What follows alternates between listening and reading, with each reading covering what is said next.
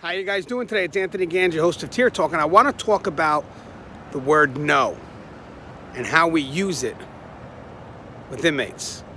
This is the key because a manipulative inmate looks to see how we justify our no. And that's my topic today. Stand by for our sponsors, come right back, and we're going to talk about the word no. I wanted to attend a university that had an intelligence program. I wanted to look at problems different. I wanted to increase my critical thinking abilities. AMU offered those avenues to expand. Obtaining your degree as an adult, you're actually paying yourself and investing in yourself. You can't put a dollar on it, it's priceless. It's something that can never be taken away from you. American Military University. Learn from the leader.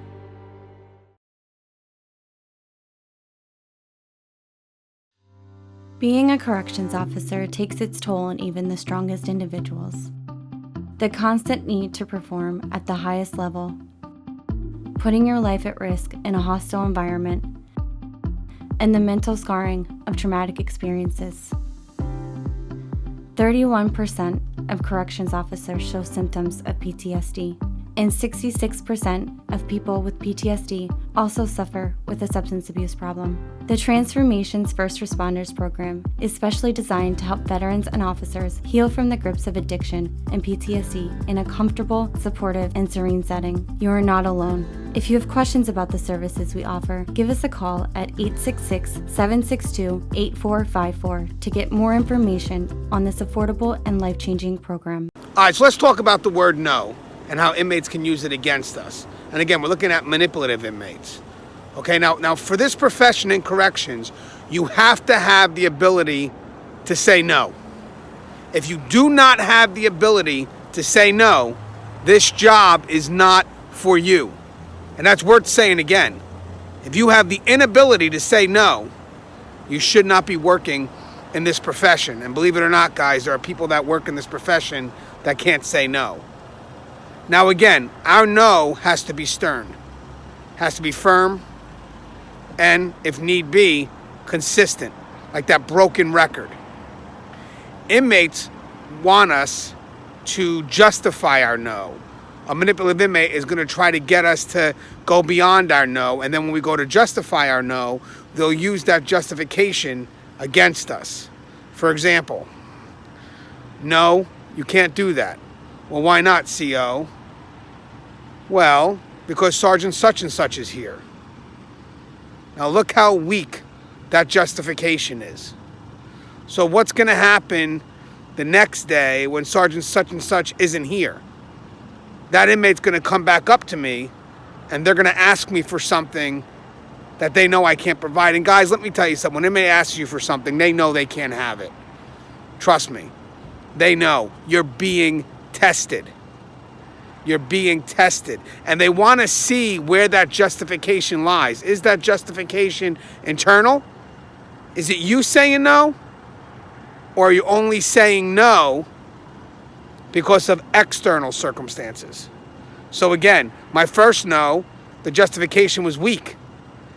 Because again, if that sergeant wasn't here, then maybe in the inmate's eyes, my no would be a yes. You know, another weak no could be, it's no. Well, why not? Why can't I do it? Well, because that's the rules. Well, the inmate knows it's the rules.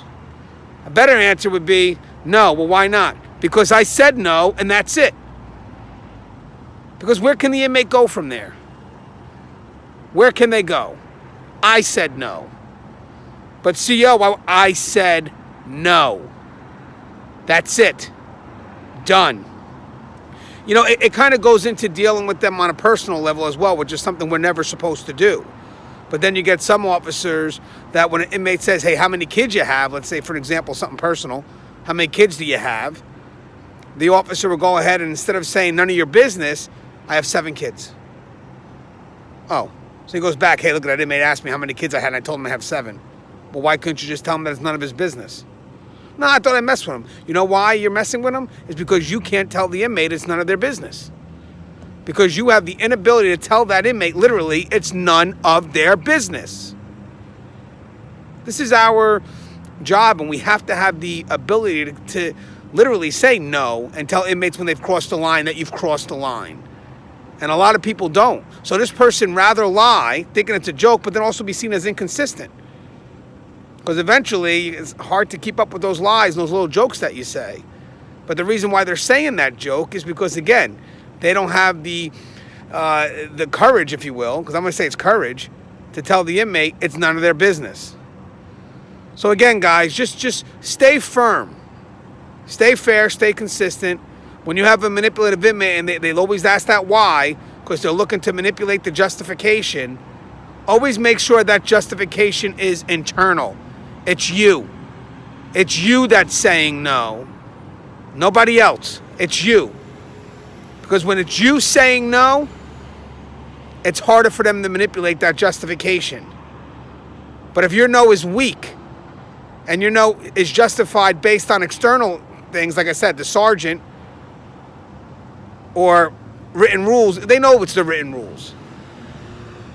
I want to hear you say no because you're telling them no. That's the key. So again, make sure your no's are firm. Make sure your justification is internal. And most likely, they'll start leaving you be. Can't always say that's the case because inmates are going to play. They're going to try. But in this case here, you're telling them you're not one to mess with. It's the broken record technique. Broken record technique.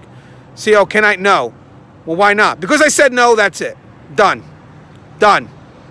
There's no other reason but the fact that I said no. And again, you can always change that no to a yes if need be. All right, guys, always the pleasure's mine. Take care, guys, and stay safe. Love you guys.